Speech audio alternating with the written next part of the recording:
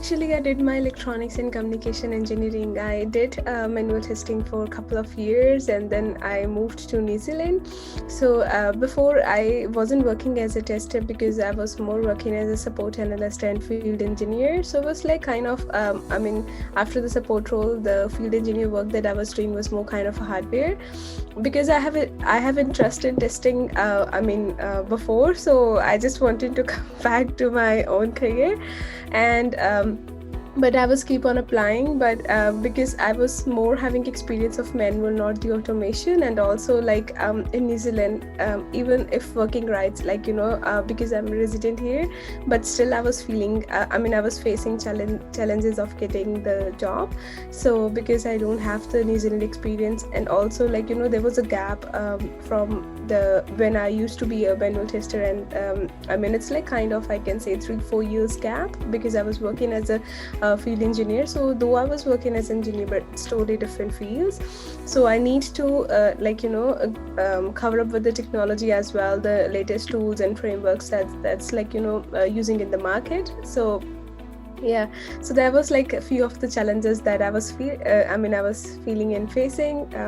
I need to touch upon the latest tools and technologies, and also I was thinking I should have the idea how New Zealand market IT market is working.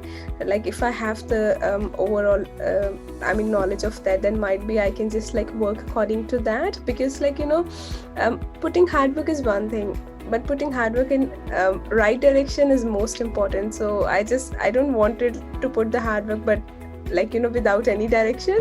So yeah, and then I just heard about Industry Connect, and I just because I knew some of the people whose friends used to work here, used to get connected to Industry Connect. So I just called them and I asked them, and they said that if you really want to work hard, then you can join the Industry Connect. They can provide you path, they can guide you, and tutors here are quite good. So to whom I have there was a girl to whom I called and I asked that shall I just join, because it's just a few of questions before joining Industry Connect I was having in my mind. And she said that she was also from a different background. She didn't have the background of engineer at all, so she was from a call center background. And she said that there is a correct path, they can guide you, but definitely then you have to put your hard work. It's not you can join and you can attend the classes and then you can just all of a sudden get a job. It's not like that. And I asked that's what I was just looking for the right path, because definitely at the end you have to put the hard work, only then you can achieve something. So then I joined Industry Connect, and both of our tutors were good. So I met Kumar first. So he was our tutor who just take our 3-week session. So I can say that he was really good on mentoring and tutoring, because there was kind of a base to us, and also the way he explained everything, because I think because he's working as a QA lead. Also he does have experience how to deliver his knowledge. So that was quite good, because if you do have knowledge, you also need to know how to deliver it, because otherwise doesn't make any sense. So that was very good. Our classes were very good. So he along with the notes that he was along with the concepts that he was teaching us, he was also guiding us how we can go. We can also ask our questions. I asked many questions that I was having in my mind. So that was good. And then entering into internship, just totally practical, we can say, platform.